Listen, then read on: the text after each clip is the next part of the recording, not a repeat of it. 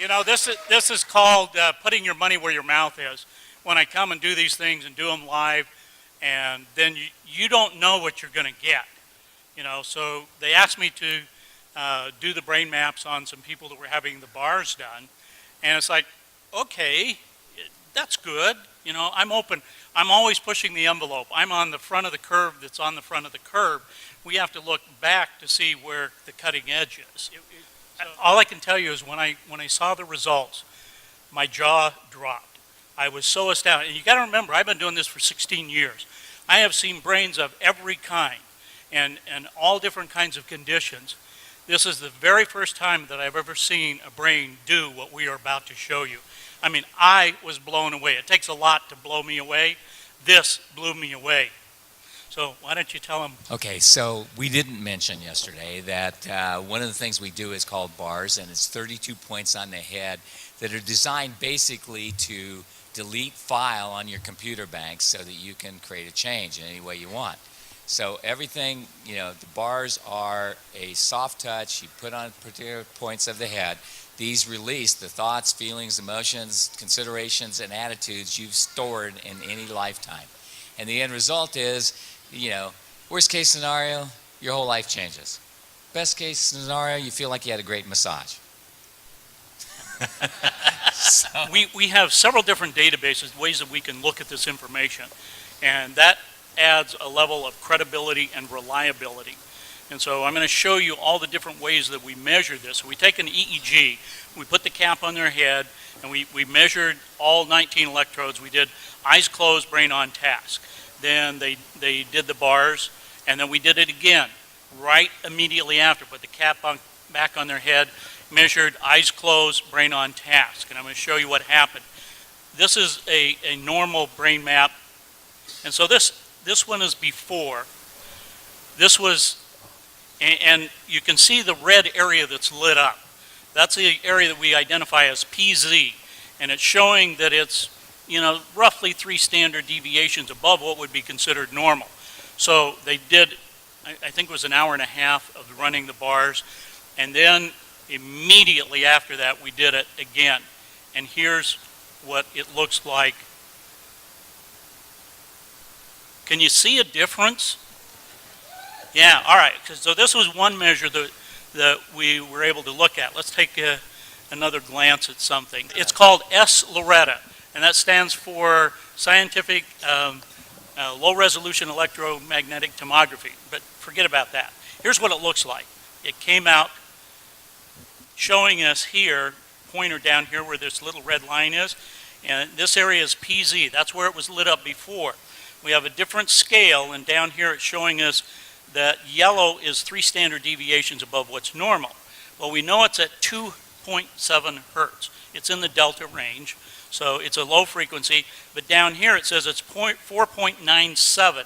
So it's almost 5 standard deviations above what is considered normal. It is off the scale of what we're seeing here. So here after is what it looked like.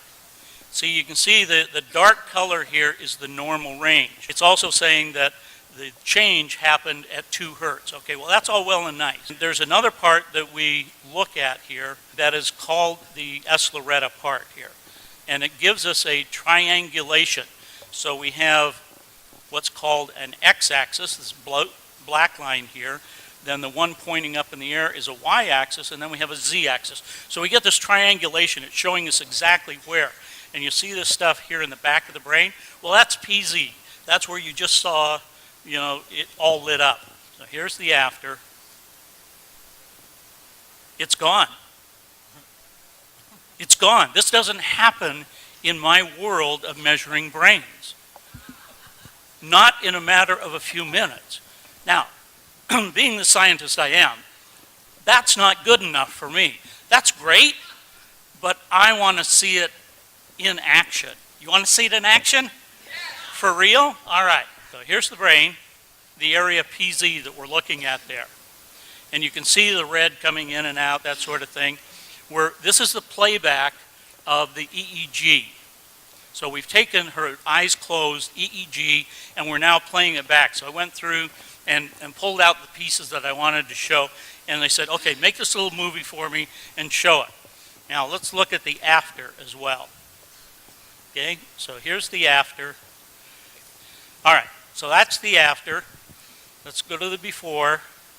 You see it? There's the before. We see all the red there. Then afterwards, we see this. All right. Is blue good? Now, being the scientist that I am, What does the red mean, Jeff? the red means it's 4 standard deviations above what's considered normal. It's just very, very active. Okay, it means activity. Okay, got it. Right. Thank you.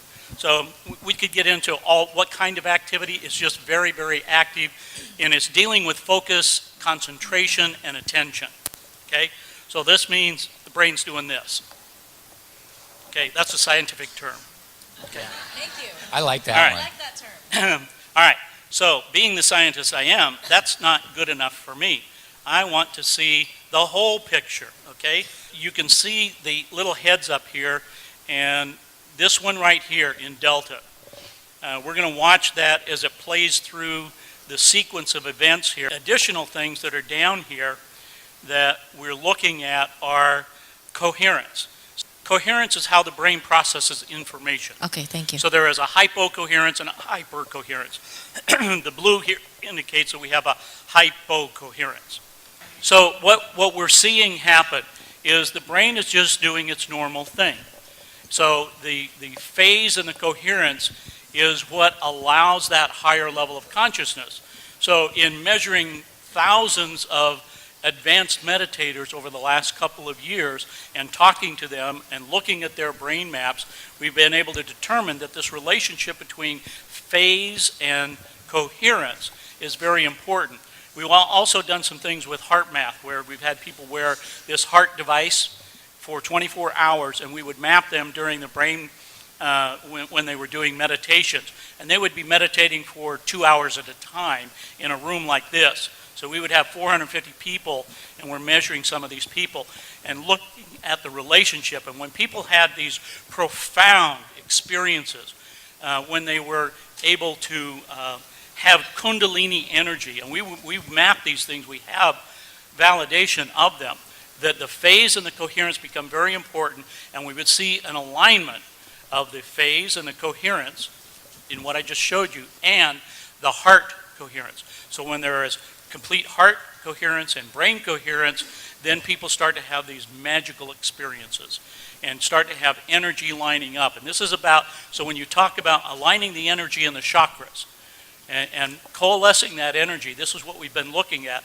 And so what I'm seeing in this Barras situation is not only a complete physical alignment, but I'm talking about the alignment with the universe, because there's a part of the brain called the thalamus that regulates all of these frequencies. And the thalamus, at the top of the thalamus, is a thing called the thalamic gate. Now, at the thalamic gate, there are a set of what we call reticular cells. These reticular cells allow other cells to bind to them, and so there's axonal columnar cells that grow up out of the brain, and it comes out right here. And what do we call that? The crown chakra. That's the antenna. So when there is what we call oscillation, vibration from the field, and it's coming in through your crown chakra, going down to the thalamic gate, into your brain, and all of the frequencies are distributed there, then it becomes resonation. The cells in your body are resonating with that energy. So when you have a thought, where does it come from? It starts down in the subcortical regions of your brain. It goes up through the thalamic gate, comes out here, and interacts with the field. Okay, you still with me? Remember yesterday I was talking about 17 seconds? If you hold that energy and you're putting that energy out for 68 seconds, that is wave energy that's coming out, right? Once you hold that amount of time, the visualization that you just heard and that you just did, that kind of visualization, if you hold that for 68 seconds, it now has enough mass energy in the brain to affect particle energy. Okay? That's where the transition comes in. So the longer you hold these thoughts, the longer you work with them, whether it's visualization, mind movies, whatever your technique is, the power of that is absolutely astronomical. Now, to be able to coalesce that energy and to bring it together in what I just showed you is absolutely possible. And I believe we only have, the one person that we've processed so far. But as a scientist, I can tell you with what I've seen over the last 2 years and the thousands of people that I've worked with, this is absolutely amazing.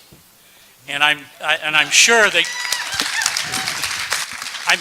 each and every one of you have the ability to harness this energy, to start working with that within yourselves, because it's not the magic of the science. The science just helps you let you know what is happening and how it's happening to you as an individual.